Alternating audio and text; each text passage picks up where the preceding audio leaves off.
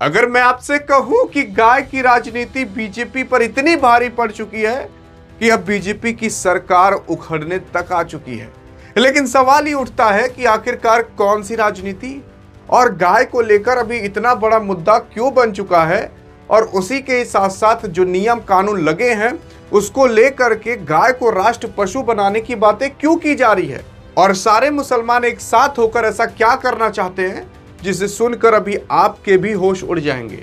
यार अगर आप देखने की कोशिश करोगे तो खुद देख सकते हो, गाय पर राजनीति खेलने वाले लोग आज खुद ही उसके लपेटे में आ चुके हैं। गाय को माता कहने वाले लोग कहते हैं कि 14 साल बाद गाय हमारी माता नहीं है, गाय को 14 साल बाद काट सकते हो। ये कोई और नहीं बल्कि आपके ही बीजेपी के नियम कानून बनाए गए हैं। बीजेपी ने जैसे ही बंगाल के अंदर कदम रखा तुरंत ही धड़ाधड़ एक्शन लेना चालू किया, जिसमें से एक्शन कुछ बहुत अच्छे थे तो कुछ खराब भी बताए जा रहे हैं। अब ये सारे मेरे लफ्ज नहीं बल्कि ये सारे लफ्ज कुछ मुस्लिमों के हैं तो कुछ हिंदुओं के भी हैं, क्योंकि कई सारे ऐसे हिंदू हैं जो कह रहे हैं कि हम बीजेपी को लाए थे बंगाल के अंदर ताकि हमारा भला हो सके, हमारा कल्याण हो सके, लेकिन भाई साहब हमारे तो खराब हो गया है, ऐसा मान सकते हो। असल में क्या हुआ है कि गाय पर बार बार मुद्दा उठाया जाता है, हिंदू मुस्लिम पर बार बार मुद्दा उठाया जाता है। इस पर कोई डाउट नहीं और बताने की भी जरूरत नहीं है, और बताने की उसी को जरूरत है जिसके आगे एक ठो चश्मा लगा है और उस चश्मे पर केवल बीजेपी बीजेपी बीजेपी दिखता है। कभी वो चश्मा उतार कर नहीं देखता कि आखिरकार सच्चाई में आगे है क्या। तो एक बार चश्मा उतार कर देखने की जरूरत है। यहां पर हो क्या रहा था अगर आप देखने की कोशिश करोगे तो शुभेंदु अधिकारी बने हैं कहीं और के नहीं बल्कि वेस्ट बंगाल के सीएम। इन्होंने आते ही ऑर्डर दे दिया कि गाय को काटना नहीं है। तो काफी लोग सोचे करे बहुत अच्छी बात है। जब लोगों को पता चला सच्चाई तो लोगों ने कहा कि ये कौन सी बात है। असल में इन्होंने एक तो नियम कानून लाया, 1950 में नियम कानून बन गया तो उसको लागू किया गया, और नियम कानून कुछ इस तरीके से था कि 14 साल के बाद जो गाय भैंस है या कोई जानवर है उसे आप काट सकते हो। तो मतलब क्या 14 साल तक ही गाय और भैंस माता हैं? 14 साल तक मतलब जब तक गाय भैंस दूध दे रही हैं तभी तक आप मानो, उसके बाद नहीं। काफी लोग सोच रहे कि यार अच्छा चलो तुम्हें बताओ, मान लो गाय भैंस को फिर बेचे ना तो क्या करें। यार सरकार गौशाला बनवा सकती है और बनवाए भी है, वहां जाकर आप नहीं दे सकते। सरकार की जिम्मेदारी होगी देखना। अरे कम से कम 2-4-10 हजार के लिए आप बेच देते, जिसको 5-10 साल से अपने घर रखे हो वो कट जाती, सोचिए मर जाती अगले ही पल। कम से कम गौशाला में रखोगे, ये दिल को संतुष्टि तो होगी कि कम से कम जी तो रही होगी वो।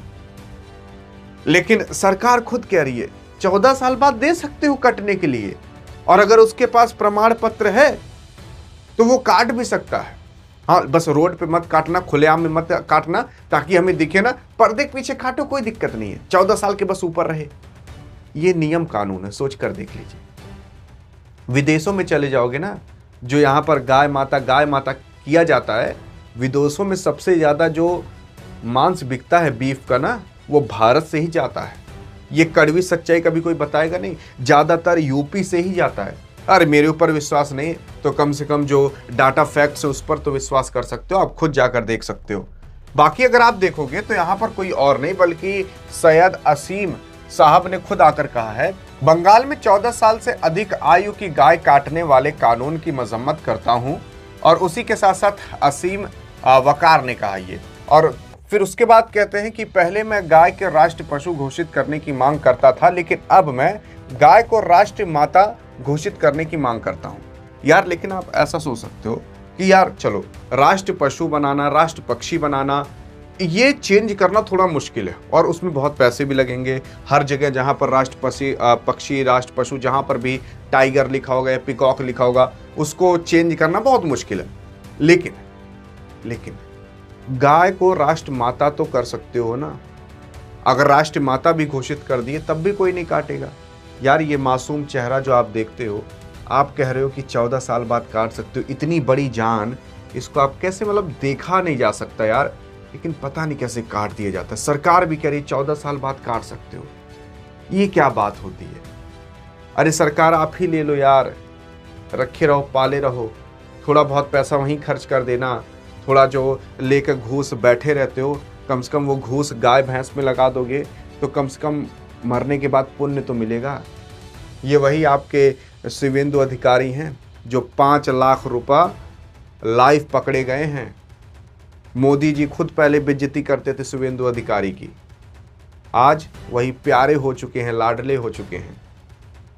आपको विश्वास नहीं होगा ना, लेकिन बीजेपी ने वो वीडियो डिलीट कर दी है अपने यूट्यूब चैनल से, जहां पर शिवेंदु अधिकारी 5 लाख रुपया घूस लेते हुए पकड़े जा रहे थे और मोदी जी फिर कह रहे थे कि कितना मासूम चेहरा है घूस लेते हुए, मोदी जी कह रहे थे। और इंटरनेट पर वो वीडियो आज भी उपलब्ध है, ये मैं नहीं कह रहा, ये खुद पड़ी हुई है और आप जाकर खुद देख सकते हो और बहुत सारे लोगों ने बताया भी है।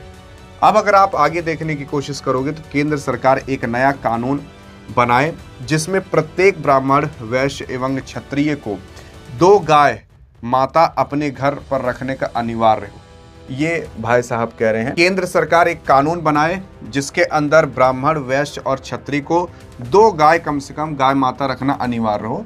अब ऐसा कानून बनेगा तो है नहीं, वो मुझे भी पता है, लेकिन ऐसा इनका कहना है।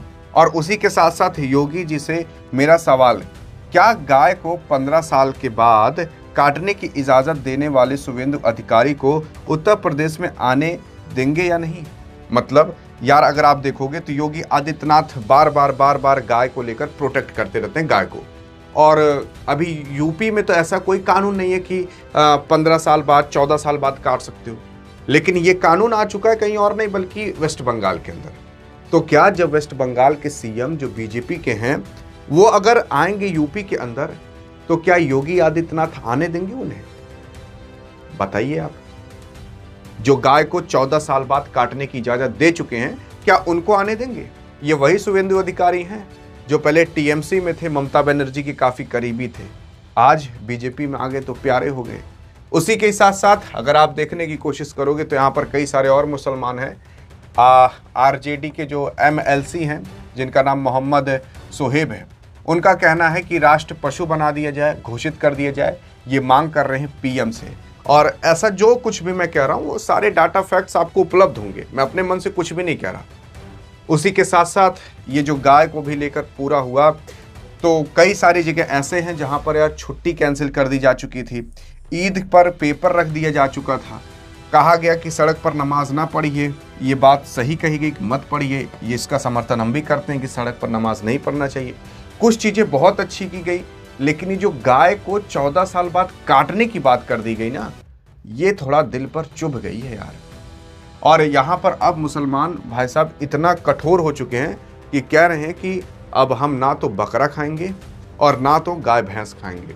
और इसकी वजह से जो हिंदू लोग हैं उनको बहुत नुकसान हो रहा है, क्योंकि हिंदू लोग जो पाले थे गाय भैंस बकरा, उनको बेचना था। कई लोग लोन लिए थे ताकि गाय भैंस बकरा हम ले करके फिर उसको साल 2 साल बड़ा करेंगे, फिर बेच देंगे। 10,000 का खरीदते थे, 60-70 हज़ार में बेच देते थे।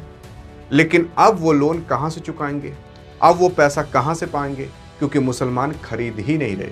लगभग इसी बार 2,500 करोड़ से ज़्यादा का नुकसान हुआ है केवल इस व्यापार के अंदर, और कई करोड़ लोग इससे इम्पैक्ट हुए हैं, क्योंकि केवल और केवल कुछ लोग बेचते नहीं थे, उसको ट्रांसपोर्टेशन करने का, उसमें मांस का और उसमें तमाम चीज़ों का नुकसान हुआ है। तो अगर सरकार को ये निर्णय लेना ही था तो कम से कम थोड़ा सोच समझ कर ली होती, या फिर उसका व्यवस्था कर दी होती तब ली होती, या फिर कह देना चाहिए था कि कुछ भी हो, एक भी गाय नहीं कटनी चाहिए, चाहे जितनी उम्र हो। और अगर आपको बेचना है या फिर आपको कहीं और गाय ले जानी है तो ले जाकर गौशाला में कर दो। हम बजट पास करते हैं, अगली साल पास कर देंगे 1,000 करोड़ का, 5,000 करोड़ का, कि भैया 1,000 गौशाला और बनेंगी। ऐसा भी किया जा सकता था। लेकिन बहरहाल अब आप क्या कहना चाहोगे? बाकी दिल तो बहुत दुखा है गाय को 14 साल बाद काटने का जो निर्णय आया है। अधिक जानकारी चाहिए तो स्टूडियो मिलते हैं, तब तक के लिए जय हिंद, जय भारत।